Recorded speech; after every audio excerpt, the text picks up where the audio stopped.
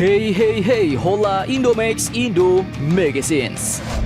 Oke, lanjut kabar yang mantap jos. Kini datang dari alutsista Matra Darat Baru Indonesia yang disiapkan oleh PT Pindad Indonesia, di mana kini puluhan unit kendaraan tempurnya akan dikirim ke tanah konflik asing bos, yaitu ke Libanon. Nah, lantas alutsista apa sajakah itu?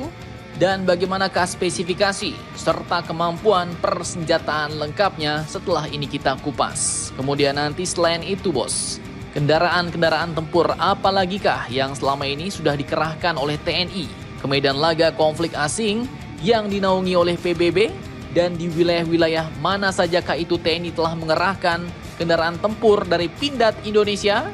Kemudian apakah PBB juga mensyaratkan kendaraan-kendaraan tempur dengan RCWS untuk dikirim ke setiap medan konflik yang dinaungi PBB seperti yang dikirimkan TNI ke Timur Tengah saat ini? Penasaran beritanya? Cus, Markilas, mari kita ulas berita lengkapnya satu per satu bosku.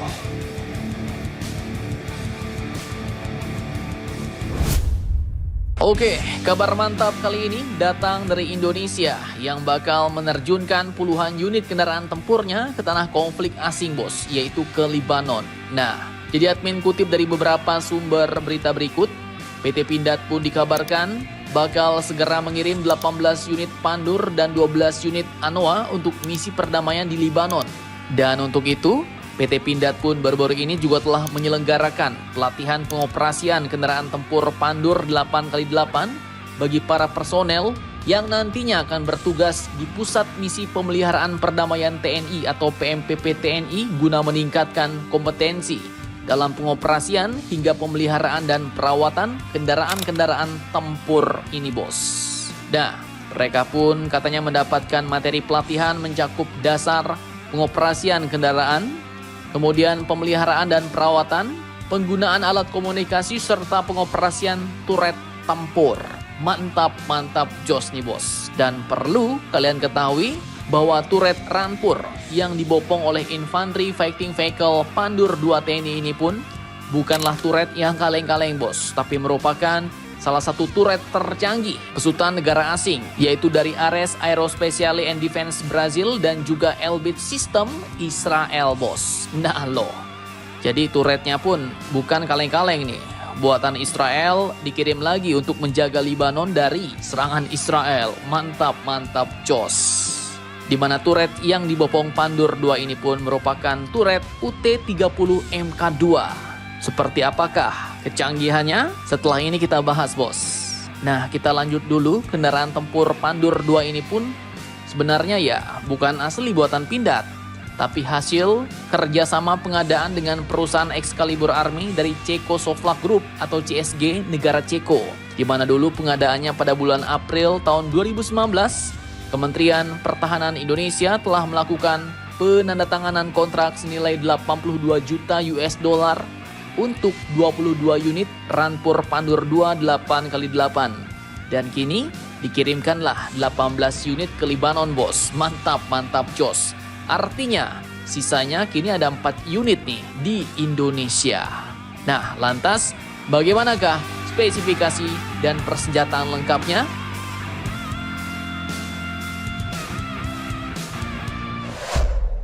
Oke, jadi masih dari sumber-sumber yang sama, Rampur ini pun memiliki bobot tempur maksimal 22,6 ton. Dibekali dengan mesin diesel 455 horsepower, memiliki kecepatan 80 km per jam, dan memiliki daya jelajah 600 km. Salah satu keistimewaan kendaraan tempur ini adalah mampu mengarungi kawasan perairan dengan kecepatan 8 km per jam. Spesifikasi proteksi Pandur 2 8x8 ini adalah Stanak 4569 level 3 bos, dan memiliki kapasitas personel 13 orang.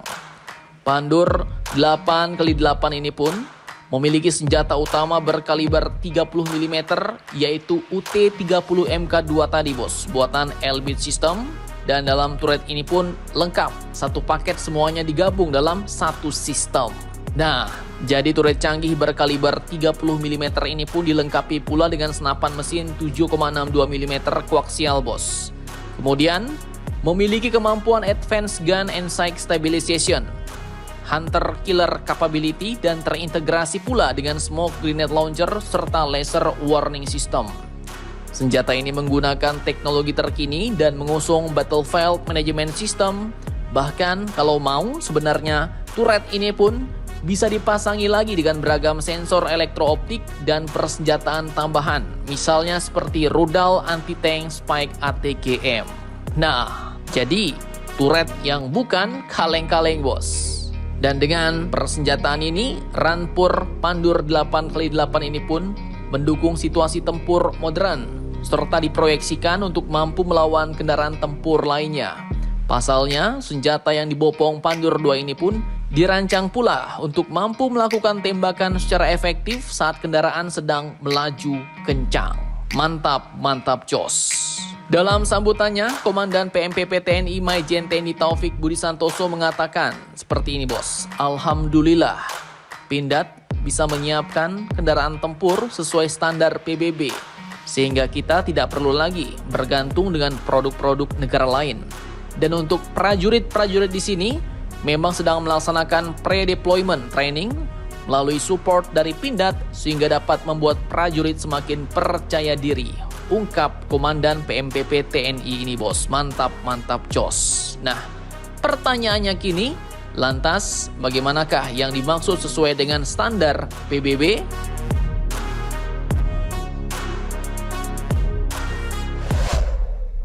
Oke, jadi memang admin kurang paham bos bagaimana standar lengkap detailnya versi PBB untuk kendaraan tempur yang boleh dikirimkan ke medan konflik. Namun, salah satu standar kendaraan tempur yang ditekankan oleh PBB adalah kemampuan perlindungan saat personel mengoperasikan kendaraan tempur tersebut. Di mana salah satu standarnya adalah para personel kendaraan tempur tidak boleh menjulurkan bagian tubuhnya saat harus melakukan kontak tembak. Nah, artinya dengan ini sistem tembakan secara manual oleh personel yang biasanya mengeluarkan sebagian tubuhnya pada manhole atas kendaraan tempur untuk melakukan tembakan ini tidak boleh bos.